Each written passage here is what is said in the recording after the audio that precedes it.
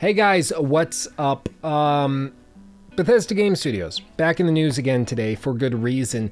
And the reason why is because the game director over at BGS was just quoted in an article and an interview that he did with The Guardian as saying, with regards to sharing game rights, specifically Fallout rights, to another developer. It's kind of in a similar situation as to what happened with Fallout New Vegas with Obsidian.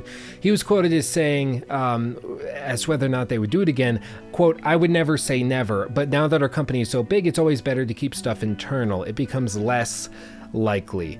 But I can never say never. I thought the Obsidian guys did a fabulous job," end quote. So this has gotten the whole internet exploding, people freaking out. Basically just because Todd Howard said that he's unlikely to share, not he, but Bethesda as a whole is unlikely to share Fallout rights with an outside developer ever again, just because it doesn't make much sense. Now, I want to approach this and discuss this in an intelligent manner, in a way where we look at the business side of things, we look at Bethesda's side of things from inside their studio, and then look at it from like the consumer perspective, which of course is also very, very important. So I want to look at it from each perspective and try to find where the middle point is. This is not going to be like a fanboy-ish discussion, so if that's what you're looking for, it's not going to be here, I'm sorry. But I think it's important that we look at something like this objectively and concisely, because I don't think that this is a single-sided issue. This is something that's fairly broad, and we're going to approach it as such. So with that said, the first thing to address is obviously, this is in regards to Fallout New Vegas and Obsidian. And what happened when that whole thing went down is in 2008, Bethesda Game Studios released Fallout 3 to critical acclaim, and they had absorbed and acquired the rights to Fallout 3 in the early 2000s to mid-2000s. The exact date isn't really known, but they acquired the rights from Interplay, and then they started work on a third-person shooter and / first-person shooter version of the game in their own style. And so they reworked the entire formula, and it worked. People loved it. Fallout 3 was a critical masterpiece. Everybody loved this game. And so naturally, what happened is the higher-ups above Bethesda Game Studios, because Bethesda Game Studios is owned by several tiers of companies, going all the way up to ZeniMax. The guys up at ZeniMax decided to share, basically license out the rights to the Fallout franchise to Obsidian, so that they would have 18 months roughly to develop a spin-off title using all of the assets and the engine and the code and everything that they built for Fallout 3. And then they would release it in 2010-ish, and they would get equal rights. They would get shares of the profit. They'd get all this cool stuff. And so, it made business sense for ZeniMax to do it. It was just easy money. The only potential risk was degrading the franchise in terms of quality, but obviously that was a major concern, and it ended up being a great benefit. Lots of people consider New Vegas to be their favorite Fallout game, period, regardless of everything else that Bethesda has done. So it ended up being a great thing for the consumer. The consumer loved it. It was more Fallout. It was good Fallout. It was a different style. It was more serious. It was more of an RPG as opposed to a fun, open world exploration shooter. So people really enjoyed it, and that was awesome. But the a whole environment in Bethesda is very weird surrounding Obsidian and New Vegas. It's very strange, but when you watch the interviews and when you watch the people from Bethesda asked about New Vegas and asked about Obsidian in general, I've said this before, it's like when there's an older brother who has a younger brother. So there's two brothers, and if you can't keep count, there's two brothers. One of them is older, one of them is younger. Imagine that. And the older brother is trying so hard to be successful, and he's getting he wins homecoming king. He's proud of himself, and it's awesome. But then the younger brother is winning prom king and I think that's a thing, prom king, whatever it is. He wins like all these awards. He's super popular.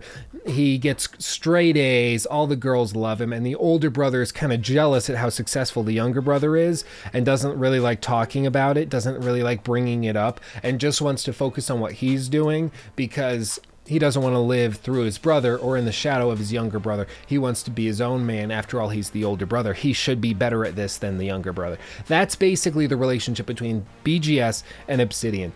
BGS is the older brother who feels like they should be getting all the credit. They should be the successful one. They've got everything going for them. But instead, the younger brother is the one that keeps getting the praise, and everybody loves the younger brother. And it's interesting because, especially in the recent no-clip documentaries that they did, where they went in and they interviewed the people at Bethesda Game Studios about Fallout, and they briefly touch on New Vegas, it's very awkward. The way that they always are framing it is that was something the corporate guys decided to do. We didn't have a say in it. We tried to help them when we could, but we were focused on Skyrim, and that's where they leave it. But when I put myself in the shoes of the people at BGS, like, picture this, but put yourself in their shoes. You've been working on a project, reinventing the wheel for years. Easily like 3, 4, 5 years you've been working on this project. It's released. The world loves it. And then your boss, somebody way above you, decides they're going to sell that and give the rights to that project, to what you've been spending years on, to somebody else, so that they can get a big bonus on their paycheck. Like, I would feel a little gypped. I would feel artistically compromised. I'd feel like, well, if I don't have any right to my work or any like ownership over what I'm doing, what does it matter? I would feel personally probably gypped and offended. Now, I would understand it's good for the consumer. They're getting more Fallout. They're getting more of what they enjoy. That's awesome. That's all great. But it doesn't eliminate the fact that it would kind of tick me off. It would be like if I spent all this time working on a new video or something, and then somebody comes and they're like, oh, we're going to take your channel and use it to sell cosmetic products, like, because it's easy. It just wouldn't make sense. Not a great analogy, I grant you that, but still. So I understand the frustration on Bethesda Game Studios' side of things, and I think it's important that all of us put ourselves in their position, because it is a little weird and awkward that they reinvented the franchise and then Obsidian comes along and in 18 months makes a game that many people feel is better than all of the attempts at Fallout that Bethesda has made, especially with regards to the upcoming Fallout 76. So it's understandable, the awkwardness that surrounds it. But if we look at Todd Howard's specific statement saying that it doesn't make sense now that the studio is so big, that's a little bit of a misnomer. Like, the reality is the studio was about 110 to 140 people back when they were working on Fallout 3 and Skyrim. Okay, not a big team at all. The reason that they moved on from the project and passed it off, apparently, according to Todd, what he's implying is that they didn't have enough staff to continue working on this franchise and keep updating it. Their hope now, quite clearly, and when you read the whole interview he did with The Guardian, it's in context of Fallout 76. And the reason that they aren't going to lease out the franchise to somebody else is because Fallout 76 is their long-term project, whereas like Fallout 3 and New Vegas were temporary one-stop releases. You can play the game through a few times. It's great, it's fun, but it's not like having an online game that constantly is refreshing and has new content, fresh content. It's not quite the same. So this is their attempt at giving a long-term solution to the issue that is franchise fatigue and franchise, I suppose, potential, lack of potential, whatever you would call it, when a franchise stagnation, maybe where it just doesn't get released for a while. I don't know. There's probably a word for it. I don't know what that word is. The other thing I want to point out, a lot of people are frustrated because they want to see Fallout go back to Obsidian because they loved New Vegas, and that's great. I loved New Vegas as well. What's playing behind me is just a loop of the critique I did for New Vegas. So like, I understand the desire to have the game go back to Obsidian. I love them. I love their work. It's great. But the reality is, and this is just a matter of fact, you can read the 10Ks published by Obsidian, you can read the financial documents, you can read the disclosures, all of the layoffs that they've had, the downsizing, you can read all of that stuff. It's very clear. The Obsidian that made New Vegas is no longer in existence. It's a different studio. They still do great work. They're still working on Pillars of Eternity. They're still doing great stuff. But it's not the same studio. They've had financial issues, they've had layoffs, they've had downsizing, resizing, reformation. Like, they've had all sorts of really sketchy business stuff that's gone on. And even like one of the lead writers that everybody loves and has done incredible work on all sorts of games like Fallout 2, Star Wars Knights of the Old Republic, Divinity Original Sin 2, Neverwinter Lights or Nights 2, like all sorts of crazy stuff that people love, kind of cult classic games. Chris Avallone, this writer, he left Obsidian in, I believe, 2015. Yeah, June 9th of 2015. And what he said is quite interesting, and I'll just quote this because I want you to just note this with regards to Obsidian. And we tend to have rose-tinted glasses. We tend to think of like these development studios as being havens of peace, love, and joy. It's like a whole hippie love drum circle in there. Everyone's smoking ganja and having a great time. That's not quite what it is. At the end of the day, there's still businesses that are working in an incredibly stressful and cutthroat industry, and this reflects it. He said, quote, "I didn't get anything when I left Obsidian. There were no share payouts, no equity, and this was in addition to the other logistical problems around the departure. The sudden cancellation of my health insurance, problems with my 401k, errors in Obsidian's accounting, and several existing independent contracts that they refused to uphold. Realizing my family issues and the debts therein, however, they did make an attempt to leverage that into a far more confining separation agreement that would remove my right to work on RPGs." That's right. This agreement that they pitched to him would make it so he couldn't work. A writer who is world-renowned for working on RPGs, it would make it so he couldn't work on RPGs moving forward. And it would demand, quote, "my silence on all issues that could pertain to Obsidian or any other company they were involved with, or that the CEO had a stake in, such as companies and ventures like Fig, Zero Radius, and Dark Rock Industries, and a bunch of others, because the guy's very wealthy. He's invested in a lot. This also included an inability to critique games that he'd worked on. He said, quote, "much of my critiques on my own games tend to be blunt, and not being able to speak to them felt unnatural to me." He goes on, the company involvement silence worried me more, however, as it meant that if anything illegal happened with any of those companies, these could include serious charges like accounting issues, silence on harassment issues with regards to employees, perjury related to company documents and payments, I couldn't speak about the issue, even if I felt strongly against what was being revealed. While all this is good for Obsidian's upper management and what is sometimes considered good business, I did feel it showed a lack of ethics, end quote. And this is like little clips of a massive interview and stuff that he went on and on and on about. And it's just bizarre. It's bizarre. And apparently, like, I do want to give Obsidian equal treatment. They've responded. Darren Monahan, who's the chief, what is it?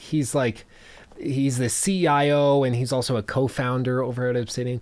But he replied, he apologized for the confusion. He said, yeah, departures are messy.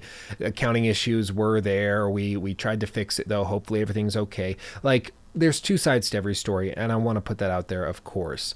I'm sure there's two sides to every story. I'm sure this was just a messy departure. He'd been working with them for years and years and years, and they were sad to see him go, and they weren't ready for him to go, so there were accounting, whatever. Of course it was messy, but nonetheless, it's not always what it seems. And what part of what made the Obsidian New Vegas game so amazing was the specific approach, the pitch, the story that they threw in, the focus that they put into it, and that staff is no longer there. It's just not.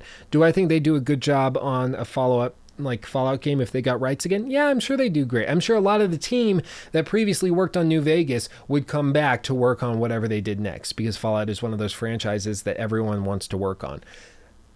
But I don't think it's going to happen. I don't think it makes sense for Bethesda to give rights back. It didn't really make sense in 2010, to be honest, for them to give it to Obsidian. And sure as hell now with Fallout 76.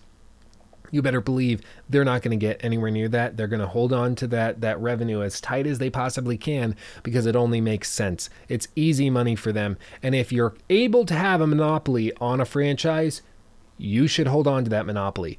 And now I think it's time that we talk about the consumer side of things, which I'm sure is what you've been waiting for me to discuss this entire time. I like the thing is, and I don't want to sound pessimistic about this, but I'm going to come off as pessimistic. So buckle your seats. Here we go. I do not think that we will ever get a Fallout game like the one we got in New Vegas ever again. I don't see it. I don't see Bethesda ever giving the rights to any other company. I don't see Bethesda certainly ever developing a game like that again. It's quite clear that they are doubling down on the online side of things, cooperative gameplay, focusing on the adventure side of their games, their open world games, and less on the RPG role-playing side of things. Because it's quite clear to me Bethesda is terrified of consequence and will do whatever it takes to avoid consequence within their games if they can help it. And that is something so integral to what an RPG is. I don't think that we'll ever get it from Bethesda again. I just don't see it. They like Skyrim, not an RPG by my account. It is an open world adventure game, and it's great as that, but like, where's the consequence? If you choose to play as a certain character, as a thief, you can still go through, become like the lead mage in the School of Mages in Winterhold, and then you can go on and become like head of the Thieves Guild, and then also use your dragon powers, and then you also go and you like become head of like the Imperial forces. Like it just doesn't make sense, and it doesn't punish you for making certain choices. Instead, it rewards you for everything. And that's part of what drives me crazy. Is in New Vegas, you also, like, you play a certain way. As you go, you're closing doors and opening other ones. And then you close that door and you open this one as you make another choice. And then you kill this character. That closes that door permanently, but it opens this one because you chose to do this thing. And it's a game of consequence. And every time you're going through and you make choices, there's a consequence, positive or negative, to that action. And that's part of what makes it awesome, is that if you go through New Vegas, you can kill every single character in the game and break it, so that there's no point in doing anything. Everyone in the Mojave is dead and moldering in the ground. It doesn't even matter, because that's what you chose to do. And that's part of what makes that game so amazing. And I do not think we'll ever get that from Bethesda. That's something Bethesda hasn't done in ever. Really, since the days of like Morrowind and like onward, they've never done that. They've tried to make it feel good. They tried to make it junk food. And I think that's really the best way of describing a Bethesda game, is that it's junk food. And like, that's something everybody's said for a long time. Like everyone on forums in the comment section of these videos, they always say like casually, oh, Skyrim, it's a junk food game. Like, it's just feel good. There's no substance, but it just, you pop it in and it makes you feel better. And in that respect, yeah, that's what Bethesda's good at. But if you're looking for lean meat, if you're looking for steak, it's never going to come from Bethesda. And that's okay. It just sucks for us if we want a Fallout game that has that to offer. Because I don't think it's ever coming back. I don't think we'll ever get that.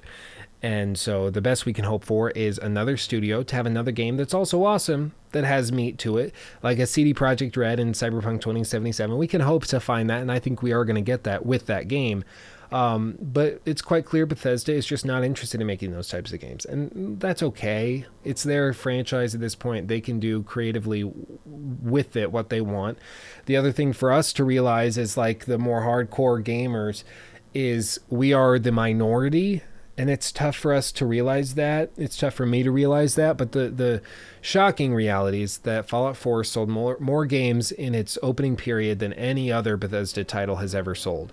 Fallout 4 is technically their most successful title ever, and by far it's the title that more people than any other one of their games hated the most, because it was so poppy. It was pop culture. It was easy, and it was the definition of a junk food game. It didn't try to punish you for everything.